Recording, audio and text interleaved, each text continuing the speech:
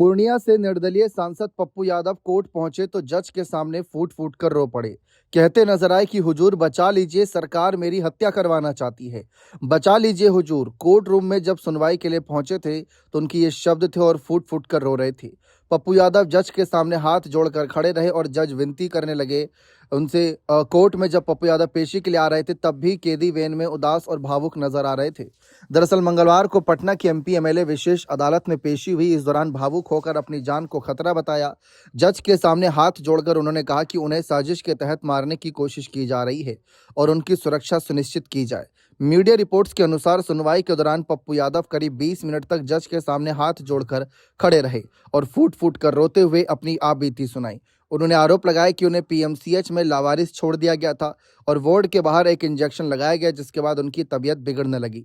सांसद ने कहा कि मुझे शक है कि गलत इंजेक्शन देकर मेरी हत्या कराने की साजिश हो सकती है। उन्होंने जज से कहा कि मैं सरेंडर करने वाला था, लेकिन तभी सादे कपड़ों में मेरे घर बहुत से हथियारबंद लोग आए। एसपी नहीं आते तो पता नहीं क्या होता। पप्पू यादव को बेउर जेल से पुलिस कैदी वैन में बैठाकर दोपहर करीब 12:30 बजे कोर्ट लाई। जैसे ही वैन कोर्ट परिसर पहुंची, वहां समर्थकों और पुलिसकर्मियों की भीड़ जुट गई। वैन से उतरने से पहले सांसद ने हाथ जोड़कर लोगों का अभिवादन किया। इसके बाद पुलिसकर्मी उन्हें व्हील चेयर पर बैठाकर अदालत के अंदर ले गए। अपनी बारी आने से पहले कोर्ट के बाहर व्हील चेयर पर बैठे इंतजार करते रहे। इस दौरान उनके समर्थक भी बड़ी संख्या में मौजूद थे। दोपहर 2 बजे जज को कोर्ट में बैठने के बाद उनकी जमानत याचिका पर सुनवाई शुरू हुई। जैसे ही जज ने उनका नाम पुकारा, पप्पू यादव व्हील चेयर से लड़खड़ाते हुए खड़े हुए। हाथ जोड़कर उन्होंने कहा कि हुजूर, मैं सांसद हूं, मुझे बहुत काम होते हैं, लेकिन मैं कभी कोर्ट से भागा नहीं। मैं सरेंडर करने वाला था। सादे कपड़ों में हथियारबंद लोग मेरे घर आए थे। एसपी नहीं आते तो पता नहीं क्या होता।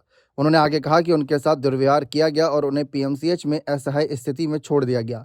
इस दौरान उनके हाथ में जेल में लिखा कि 3-4 पन्नों का एक आवेदन भी था, जिसे कोर्ट के कर्मचारियों ने लेकर जज के सामने पेश किया। पप्पू यादव को 31 साल पुराने एक मामले में अदालत से जमानत मिल गई।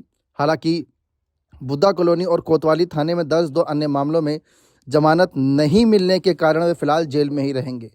इन दोनों मामलों पर सुनवाई होनी है। अब सुनवाई के दौरान सरकारी वकील ने जमानत का विरोध करते हुए कहा कि सांसद लंबे समय से फरार थे और बार बार बुलाने के बावजूद कोर्ट में पेश नहीं हुए। वहीं बचाव पक्ष के वकील ने दलील दी कि मामले में सूचना सही तरीके से नहीं दी गई और पप्पू यादव हर तारीख पर आने को तैयार हैं। दोनों पक्षों की दलीलें सुनने के बाद अदालत ने पुराने मामले में उन्हें जमानत फिलहाल दे दी है। अब ये भी देखना दिलचस्प है कि जिस तरीके से सरकार पर आरोप लगा रहे हैं, अब नीतीश सरकार का इस पर क्या रिएक्शन रहता है। क्या सचमुच ऐसा कोई इरादा है कि पप्पू यादव की हत्या करवाना चाहते हैं? क्या बिहार में भी अब जो खेला है वो शुरू होने वाला है? ये सब की नज़रों में अभी फिलहाल बना हुआ है। बने रहें चैनल के साथ। बहुत बहुत शुक्रिया।